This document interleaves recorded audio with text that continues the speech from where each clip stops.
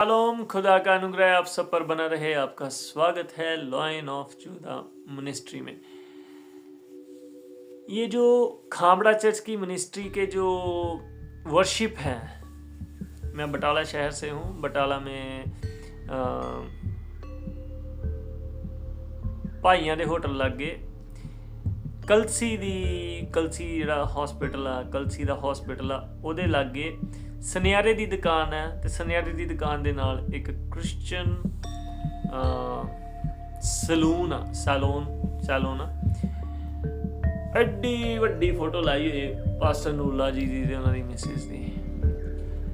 ਉੱਥੇ ਮੇਰੇ ਭਰਾ ਸੀਗਾ ਇੱਕ, ਉੱਥੇ ਕੰਮ ਕਰਦਾ ਸੀ, ਮੈਨੂੰ ਨਾਲ ਗਿਆ ਇੱਕ ਦੋ ਵਾਰੀ। ਸੋ ਉੱਥੇ ਐਡੀ ਵੱਡੀ ਫੋਟੋ ਲਾਈ ਹੋਈ ਉਹਨਾਂ ਨੇ ਨੂਲਾ ਜੀ ਦੀ ਭਗਤੀ ਵਾਸਤੇ। ਸਵੇਰੇ ਜੀ ਵਰਸ਼ਿਪ ਲਗਾਈ ਹੋਈ ਹੈ ਨੂਲਾ ਮਿਨਿਸਟਰੀ ਦੀ। ਕਹਿੰਦੇ ਜੀ ਇਹ ਆਰਾਧਨਾ ਹੈ, ਨਾਲ ਸਾਨੂੰ ਲੱਗਦਾ ਵੀ ਪਰਮੇਸ਼ਰ ਦੀ ਆਰਾਧਨਾ ਹੋ ਰਹੀ ਹੈ ਕਰਕੇ। ਆਰਾਧਨਾ ਨੂਲਾ ਮਿਨਿਸਟਰੀ ਦੀ ਆਰਾਧਨਾ, ਪਰਮੇਸ਼ਰ ਦੀ ਆਰਾਧਨਾ ਬਿਲਕੁਲ। ਉਹਨਾਂ ਦੀ ਇੱਕ ਮਿਨਿਸਟਰੀ ਦਾ ਗਾਣਾ ਸੀਗਾ, ਮੈਂ ਹੁਣੇ ਸੁਣ ਰਿਹਾ ਸੀਗਾ, ਮੇਰੇ ਨਾਲ ਆ ਉਹ ਵੀ ਭਰਾ ਅੰਧ ਭਗਤ ਆ ਨੂਲਾ ਜੀ ਦਾ, ਬਟ ਮੇਰੇ ਨਾਲ ਮੇਰੇ ਤੋਂ ਬਹੁਤ ਦੁਖੀ ਕਿਉਂਕਿ ਵਚਨ ਚੋਂ ਗੱਲ ਕਰਦਾ, ਵਚਨ ਚੋਂ ਨੂਲਾ ਜੀ ਦੀ ਪ੍ਰਚਾਰ ਚੋਂ ਗੱਲ ਕਰਦਾ ਤੇ ਵਚਨ ਕੁਛ ਹੋਰ ਕਹਿੰਦਾ, ਫਿਰ ਉਹ ਵਿਚਾਰਾ ਬਹੁਤ, ਬਟ ਅੰਧ ਭਗਤੀ ਹੈ, ਫਸਿਆ ਹੋਇਆ, ਉਹਦੇ ਕੋਲ ਨਿਕਲ ਨਹੀਂ ਜਾ ਰਿਹਾ। ਸੋ ਗਾਣੇ 'ਚ ਲਿਖਣ ਵਾਲਾ ਲਿਖਦਾ ਹੈ ਕਿ ਯੇਸ਼ੂ ਜਿਹਾ ਰੱਬ ਕੋਲੋਂ ਵੀ ਦੂਜਾ ਨਹੀਂ बनना। मैं स्क्रीनशॉट लगा दूंगा, पूरा गाना लगाऊंगा तो कॉपीराइट डालेंगे ये। तो बोल रहे हैं कि वो प्रभु यीशु मसीह जैसा। भाई दूसरा बनाना क्यों है? वो दूसरा बनना क्यों है? पहला ही नहीं बना अभी तक। जाकर अपनी बुनियाद सही करें भाई, लिखने वाले और सुनने वाले और गाने वालों, और ट्रिनिटी तसलीस को पढ़ें। प्रभु यीशु मसीह आदि से हैं, सृष्टि के रचे जाने से पहले, स्वर्ग और स्वर्गदूत और ब्रह्मांड को रचे जाने से पहले उसके द्वारा तो सब चीजें रची गई, उन्हें क्यों रचना है? आपके मुताबिक तो प्रभु यीशु मसीह 2025 साल पहले पैदा हुए एक अवतार के रूप में, फिर वो पिता के साथ हैं शुरू से, और वो ट्रिनिटी के सेकंड पर्सन है। समझ आई? नहीं आई, नहीं आएगी। सो गाने जो हैं वर्शिप, जो जज्बातों से भरे हुए, आपके जज्बातों के इमोशंस को वो प्रवोक करते हैं। जैसे फिल्मों में देखते हंसते और रोते दोनों एक ही साथ एक ही फिल्म में होता है ना, इसी तरह आपके जज्बातों को वो रिलेट करते हैं। आराधना जो है वो मसीह को केंद्र बिंदु रख के और वचनों के आधार पर होती है।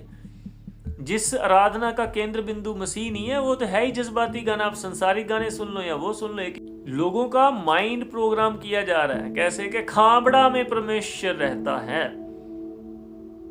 जैसे हिंदू धर्मों के जो देवी देवता हैं वो एक एक मंदिरों में रहते हैं लोग। मैं डिसरिस्पेक्ट नहीं कर रहा, बता रहा हूँ कि वो उन मंदिरों में जाकर उस देवी और देवता की पूजा करने जाते हैं। वैष्णो देवी मंदिर जम्मू में, केदारनाथ मंदिर उत्तरकाशी की ओर जाते हैं, उत्तराखंड की ओर जाते हैं। अभी कावट चल रही है, लोग जल चढ़ाने जा रहे हैं अपने अपने देवताओं को। सिख धर्म को जो सेंटर है वो हरमंदिर साहिब है। मुसलमानों का जो धार्मिक स्थान है वो काबा है। इसी तरह हिंदुओं में 4 धाम की यात्राएं हैं। तो इन्होंने भी ना मसीहत को खाबड़ा चर्च में बांध दिया। मैं सुनने वालों को ये बताना चाहता हूँ कि यरूशलेम का मंदिर स्वर्ग की इंस्ट्रक्शन पे प्रभु की ओर से हर चीज को बताया गया और बनाया गया। प्रभु यीशु मसीह तो उस मंदिर के अंदर नहीं गए। जब जाए तो उन्होंने जाके जो वहां पे पीड़े थे उनको उड़ेल दिया और लोगों को कहा कि मेरे पिता के घर को तुमने डाकुओं की खो बना दिया। जिस यरूशलेम के मंदिर की बात करें उसके लिए तो परमेश्वर ने कहा यहाँ पे ईंट नहीं बचेगी। परमेश्वर ने हमें आजाद किया। सामरी स्त्री को बोला ना मंदिर में ना पहाड़ों पे। परमेश्वर सच्चे आराधकों को ढूंढ रहा है। जो मंदिर इजराइल परमेश्वर की ओर से बना था, परमेश्वर वहां वास नहीं करता, तो खामड़ा चर्च में कहां से वास करेंगे? थोड़ा सोचो। वहां नहीं है प्रभु यीशु मसीह, आपके हृदय में देह, आपकी देह पवित्र आत्मा का मंदिर है, कलाम कहता है। ना आप इजरायली हैं ना आप यहूदी हैं, आप पंजाब में पैदा हुए लोग हो, इंडिया में पैदा हुए लोग हो। खुदा का कलाम आप तक पहुंचा है, मेरे तक पहुंचा है। इसमें कोई खूबी लियाकत नहीं है आपकी और मेरी कि मैं परमेश्वर में आज स्थिर हूं, मैं परमेश्वर को जानता हूं। ये परमेश्वर ने आप पर अपने आप को जाहिर किया। तो खामड़ा चर्च में कैसे हो गए? खामड़ा चर्च तो अभी बना है, उससे पहले फिर कहाँ थे? उससे पहले तो गुम हो गए थे कि उनको जब तक इंतजार कर रहे थे कि जब खामड़ा चर्च बनेगा तब मैं वहां जाके बैठूंगा। फिर वो गाने में कहते हैं कि नूरुल्लाह जी के ऊपर परमेश्वर ने सारे राज जो हैं वो प्रकट किए हैं। नूरुल्लाह जी से पहले, नूरुल्लाह जी तो आप टीबी जोशवा से जाके राज लेके आते हैं। उन्होंने कहा था अपनी मीटिंग में, अपनी टेस्टमनी में, कि मैं इनको सरमन को सुनना शुरू किया, इनके चर्च को फॉलो करना शुरू किया, फिर 50 से 500 और 500 से 5000 और आज साम्राज्य खड़ा किया। अभी कैसे उनके ऊपर परमेश्वर के राज प्रकट होने लग गए? ऐसे नहीं होता जी, ऐसे नहीं होता। 2012 से पहले या जब भी नूरुल्लाह जी ने अपना सेवकाई शुरू की, उससे पहले परमेश्वर किससे बातें करता था? इंतजार कर रहे थे कि खुदा भी जब नूरुल्लाह जी आएंगे तब उनको मैं सारे भेद प्रकट करूंगा। ये जो है ना, इंसान की पूजा करनी छोड़ दो अंधभक्तों, ये अंधभक्ति छोड़ दो, इसमें कुछ नहीं रखा। खुदा की खिलाफत कर रहे हो आप लोग। परमेश्वर जलन रखने वाला खुदा है, वो अपनी महिमा में किसी को शेयर नहीं करता। दास आदर के योग्य है, महिमा के योग्य नहीं है। ये मैं नहीं कह रहा, पास्टर इकबाल कह रहे हैं। पास्टर इकबाल है उनका नाम। उन्हीं के साथ मिनिस्ट्री में थे। जब उनको पता चला, उन्होंने कुछ देखा होगा, क्योंकि मैं जब अमृतपाल के समय पे उनकी बयानबाजी सुनता था, उनका डिफेंस सुनता था, बहुत अच्छा लगता था। मगर ये एक मन में रहता था कि ये इतने अच्छे खुदा के दास हैं, ये परमेश्वर के वचन को आत्मा से बोलते हैं और परमेश्वर के वचन को डिफेंस करना भी जानते हैं, बेपरवाह होकर, बिना डरे, ये कहाँ फंसे हुए हैं? क्या इन्हें परमेश्वर ने अभी तक ये इनको ऊपर जाहिर नहीं किया कि ये जो आदमी है, ये जो नूरुल्लाह जी हैं, जिनके साथ तो घूम रहा है, ये परमेश्वर की ओर से नहीं है? मगर समय के साथ खुदा ने उनको जाहिर किया। आज वो कहते हैं कि तेल, पानी, ये स्प्रे, ये कुछ नहीं है। नहीं यकीन आता तो जाके उनके प्रचार सुन लीजिए। उन्होंने जो गौरव थे उनके लिए भी कहा कि ये इन्होंने गलत किया है, इनके साथ गलत हुआ है, इनको दोबारा से पदवी पर नहीं देना चाहिए था। उन्होंने सब चीज़ों का डिफेंस करना शुरू किया, क्योंकि उन्हें जान पड़ा कि ये गलत है, ये मिनिस्ट्री गलत है, ये लोग गलत है। अंधभक्तों आंखें खोलो, वरना अंधे अगुए के आग पीछे चलने वाले सब खाई में गिरोगे। हम गालियां खाने के लिए तैयार हैं, मगर सच बोलते रहेंगे। ये सच्चाई इसी तरह चलती रहेगी। आप फ्री हैं, कमेंट बॉक्स में, मैसेंजर में आके गालियां निकालिए, धमकियां दीजिए, जो आपके मन में आता है करिए, मगर मैं और मेरे जैसे सच बोलते रहेंगे। खुदा के कलाम में आप बढ़ते रहें।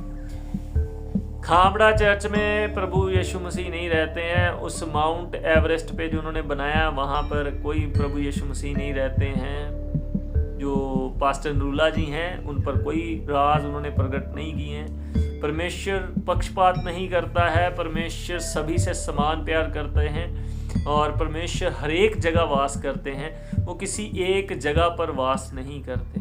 खुदा का कलाम कहता है तुम्हारी देह पवित्र आत्मा का मंदिर है, और पवित्र आत्मा पैंतीकुस के दिन 120 और बाकी विश्वास करने वालों के साथ है, वो किसी एक विशेष व्यक्ति के साथ नहीं है। हम नए नियम के विश्वासी हैं, हम पुत्र और पुत्री होने का अधिकार दिया गया है।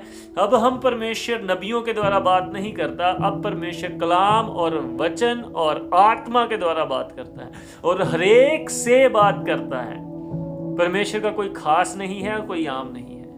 अगर ये बातें आपको नहीं बताई जाएंगी, क्योंकि आपकी अंधभक्ति छूट जाएगी, आपको इसी तरह बांधा जाएगा कि जब तक आप मेरे पास आओगे तब तक चीजें हैं, नहीं आओगे तो नहीं है। इनका तो ये तक मानना है कि ये बड़ा हॉस्पिटल और बाकी जो छोटे हॉस्पिटल वाले बड़े हॉस्पिटल के लिए रेफर नहीं करते, अपने पास रख के मरीजों को मार देते। भाई कैसी सोच है तुम्हारी, कैसी सोच है भाई।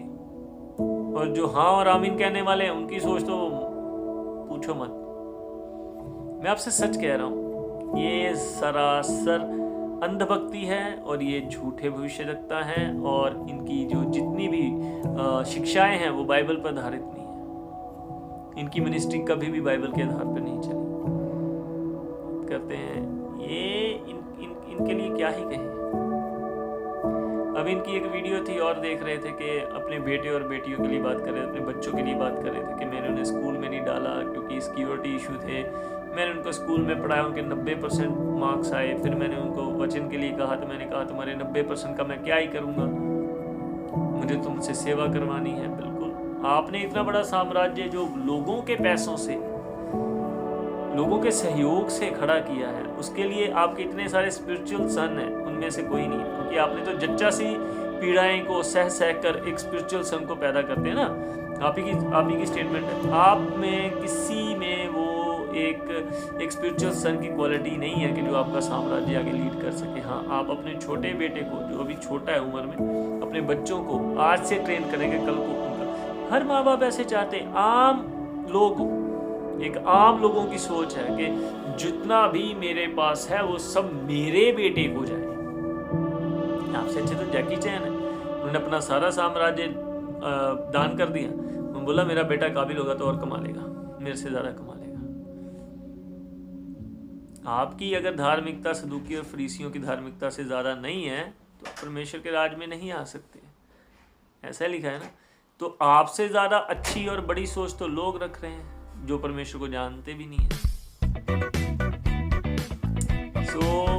ये वीडियो है नरूला मिनिस्ट्री पर, और मैं आप सभी बातों पर बात कर चुका हूं, और मैं बता चुका हूं कि ये सब बातें से ये पता चलता है कि ये मिनिस्ट्री और नरूला जी झूठे भविष्य देखता है। आने वाले समय में, अभी आप हमें गालियां देंगे, आने वाले समय में थैंक कहेंगे, क्योंकि इसी तरह बैनी हिंद के लिए मेरे जैसे लोग कहते थे, और लोग कहते थे कि प्रभु के काम देखिए। सच में प्रभु के बहुत काम थे उनके द्वारा। एक दिन बैनी हिंद को परमेश्वर की आत्मा के द्वारा पश्चाताप मिला, उन्होंने इस चीज़ को रियलाइज़ किया। उन्होंने इंटरनेशनल लेवल पे कहा कि मैं आज तक प्रॉस्पेरिटी प्रीच करता था, मैं गलत था।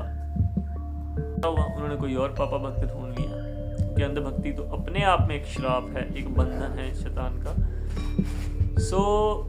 मगर उन्होंने तो ये कहा ना कि मैं प्रॉस्पेरिटी प्रीचर था और मैं गलत प्रचार करता था। वो तो छूट गए, मगर जो उनके पीछे चलते थे, जब मेरे जैसों को गालियां देते थे उनके लिए।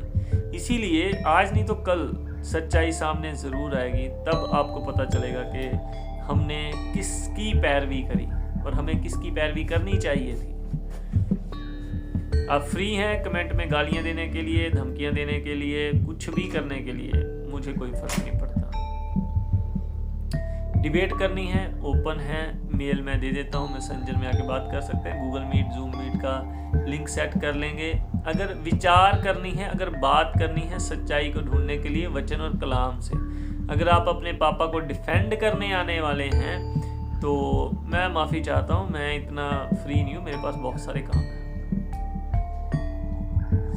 प्रभु में आप सलामत रहें, खुदा में बढ़ते रहें। अंध भक्तों के लिए मैं माफ़ी चाहता हूँ, उनका दिल दुखा होगा, मगर ज़रूरी है कि आपका दिल दुखे और आप आज़ाद हो जाए। खुदा प्रभु आपको आज़ाद करना चाहता है। इन बातों को कोई आपको नहीं बताता क्योंकि आप सुनना नहीं चाहते।